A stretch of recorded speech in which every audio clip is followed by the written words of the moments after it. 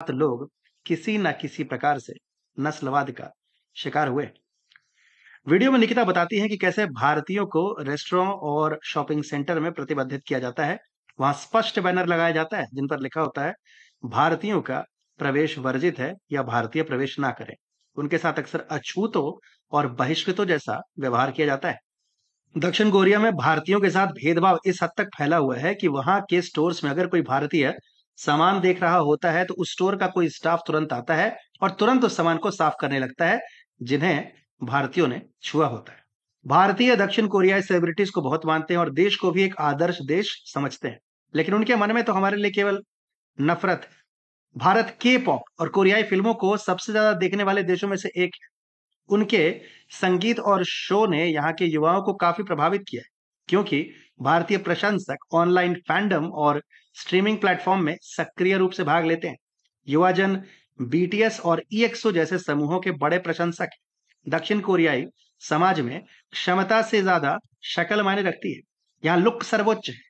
वहां न केवल निजी संगठन बल्कि सार्वजनिक संगठन भी लुक के आधार पर लोगों को नौकरियों पर रखते हैं। और दक्षिण कोरिया के निवासियों को लगता है कि भारतीय लुक के मामले में कहीं नहीं ठहरते। ऐसा नहीं है कि दक्षिण कोरिया की सरकार ने नस्लवाद को रोकने की कोशिश नहीं की है। वहां सरकार 2016 में भेदभाव विरोधी विधेयक लेकर आई थी, लेकिन बड़े व्यवसायों और कर्मचारी संघों ने इसका विरोध किया और अंततः इसे अस्वीकार कर दिया गया। भारत और दक्षिण कोरिया के मध्य प्रगाढ़ व्यापार संबंध है। भारत और दक्षिण कोरिया के बीच व्यापार संबंधों में पिछले कुछ वर्षों में उल्लेखनीय वृद्धि भी देखी गई। भारत और कोरिया के बीच द्विपक्षीय व्यापार 2021 में 40% बढ़कर 23.7 बिलियन अमेरिकी डॉलर हो गए, जो दोनों देशों के बीच का अब तक का सबसे उच्चतम द्विपक्षीय व्यापार आंकड़ा है।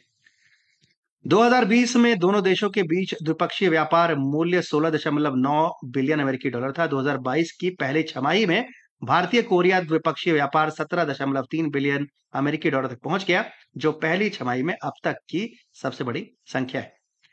दक्षिण कोरिया गणराज्य भारत में 13वां सबसे बड़ा एफडीआई निवेशक है। Automobile, electronics, prime movers, machine tools, अस्पताल और डायग्नोस्टिक सेंटर ऐसे शीर्ष क्षेत्र हैं जिन्होंने निवेश आकर्षित किया है। दक्षिण कोरिया के साथ भारत का द्विपक्षीय व्यापार 2030 तक 50 बिलियन डॉलर तक पहुंचने की संभावना है। अब आप समझ सकते हैं कि दोनों देशों की अर्थव्यवस्थाएं एक साथ कैसे जुड़ी हुई है। बात अगर दक्षिण कोरिया की कंपनियों की करें तो कई ऐसी कंपनियां हैं जो भारतीय बाजार में उन्नत प्रदर्शन कर रही है। सैमसंग भारत में सबसे अधिक लोकप्रिय स्मार्टफोन ब्रांड है। काउंटर पॉइंट रिसर्च के अनुसार 2023 की तीसरी तिमाही में सैमसंग की भारतीय स्मार्टफोन बाजार में 17.2% हिस्सेदारी है, अर्थात एक क्वार्टर में लगभग 7.9 मिलियन यूनिट्स की बिक्री। इसी के साथ सैमसंग इलेक्ट्रॉनिक्स के राजस्व का एक महत्वपूर्ण हिस्सा ओलेड टीवी और स्मार्ट होम उपकरण से भी आता है। एलजी वर्तमान में भारत की दूसरी सबसे बड़ी उपकरण निर्माता कंपनी है। इसकी बाजार हिस्सेदारी लगभग 5 से 7% है, जो इसे एक महत्वपूर्ण खिलाड़ी बनाती है। पिछले वित्तीय वर्ष में एलजी का राजस्व लगभग 20,000 करोड़ रुपए अर्थात 2.7 बिलियन अमेरिकी डॉलर था। बात ऑटोमोबाइल क्षेत्र की करें तो Hyundai मोटर्स ऑटोमोबाइल क्षेत्र में एक बड़ा खिलाड़ी है। भारतीय ऑटोमोबाइल बाजार में इसकी 14.51% की विशाल हिस्सेदारी है। पिछले वर्ष कंपनी ने भारत से 5.64 बिलियन डॉलर का राजस्व दर्ज किया और भारत में 5,25,000 इकाइयां बेची। ऑटोमोटिव क्षेत्र की उभरती हुई कंपनी किया मोटर्स ने हाल ही में भारत में अपना काम शुरू किया है और कुछ ही वर्षों में कंपनी ने 6.67% की अविश्वसनीय बाजार हिस्सेदारी हासिल कर ली। भारत में सैमसंग, एलजी, Hyundai और किया जैसे बड़े उद्यमों के अलावा कई और दक्षिण कोरियाई कंपनियां विभिन्न क्षेत्रों में कारोबार कर रही है, जिनका भारतीय अर्थव्यवस्था के विभिन्न क्षेत्रों में महत्वपूर्ण योगदान भी है। भारत ने दक्षिण कोरिया को वैश्विक पटल पर समर्थन दिया और उनकी अर्थव्यवस्था को बढ़ाने में महत्वपूर्ण भूमिका भी निभाई। यदि भारत दक्षिण कोरिया का उसी तरह बहिष्कार करने का फैसला करता है जिस तरह वे अपने देश में हमारा बहिष्कार कर रहे हैं, तो इसका दक्षिण कोरिया पर प्रतिकूल प्रभाव पड़ेगा और वो औंधे मुंह नीचे गिरेगा।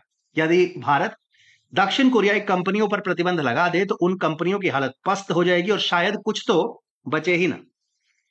जब चीन हमारी सीमा का अतिक्रमण कर रहा था तब भारत ने यह कदम उठाया था। भारत ने रातों रात टिकटॉक, पबजी इत्यादि कई एप्स और हुआवे और ZTE जैसी कई कंपनियों को बाहर का रास्ता दिखाया था। चीन को $60 बिलियन का चूना लगा और उसके लिए भारत का मार्केट सदा के लिए बंद हो गया। आज भी लोग मेड इन चाइना प्रोडक्ट को घृणा की दृष्टि से देखते हैं। जो चीन दिवाली में करोड़ों की लड़ियां बेच देता था, आज उसकी दुकान बंद है। दक्षिण कोरिया को समझना होगा कि हम केवल एक शक्तिशाली अर्थव्यवस्था नहीं, बल्कि सबसे बड़ा खुला मार्केट भी है। भारत के बिना दक्षिण कोरिया वेंटिलेटर पर आ जाएगा। हम तो वसुधैव कुटुंबकम कहकर सबको गले लगाते हैं।